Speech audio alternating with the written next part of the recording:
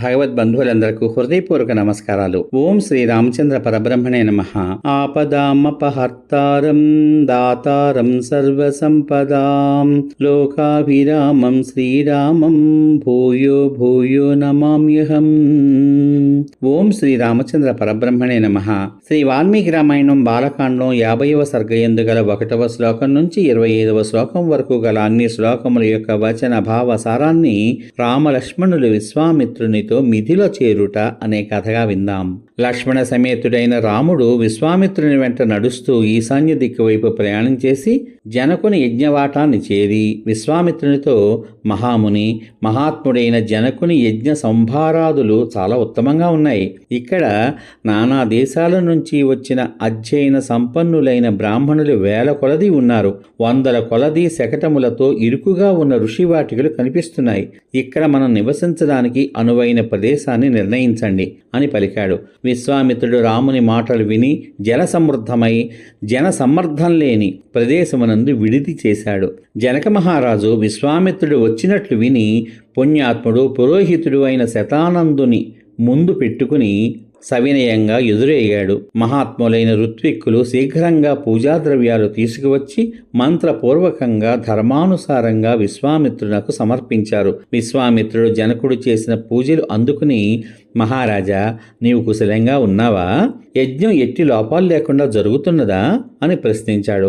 విశ్వామిత్రుడు ఉపాధ్యాయులను, పురోహితుని, మునులను న్యాయానుసారంగా కుశల ప్రశ్నలు వేసి వారందరితో కలిసి ఆనందంతో ఉన్నాడు. పిమ్మట జనకుడు అంజలి ఘటించి విశ్వామిత్రునితో ఈ విధంగా అన్నాడు: ఓ పూజ్యుడా, మునులతో కూడి నీవు ఆసనంపై కూర్చో.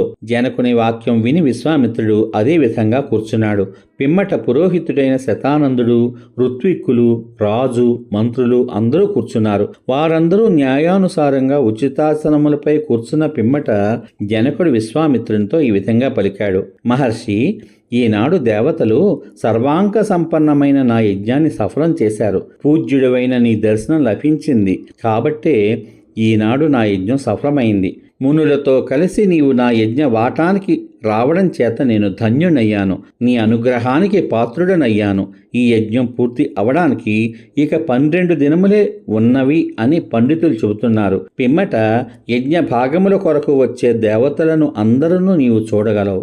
జనక మహారాజు విశ్వామిత్రునితో ఈ విధంగా పలికి సంతోషంతో వికసించిన ముఖం కలవాడై దోసిలి ఒగ్గి నమస్కరిస్తూ మరల విశ్వామిత్రుని ఈ విధంగా ప్రశ్నించాడు: విశ్వామిత్ర, దేవతలతో సమానమైన పరాక్రమం కలవారు, గజ సింహముల నడక వంటి నడక గలవారు, వీరులు, శార్దూల వృషభములతో తుల్యులు, పద్మపత్రముల వలె విశాలమైన నేత్రాలు కలవారు, ఖడ్గములను, అంబుల పొదులను, ధనుస్సులను ధరించిన వారు, అశ్వినీ దేవతల వంటి సౌందర్యం గలవారు, యవ్వన ప్రారంభంలో ఉన్నవారు, దేవలోకం నుండి భూలోకానికి దిగి వచ్చిన దేవతల వలె ఉన్నవారు అయిన ఈ బాలురు ఎవరివారు?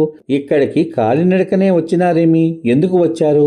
మహాముని, శ్రేష్టమైన ఆయుధములను ధరించిన ఈ వీరులు ఎవరి కుమారులు?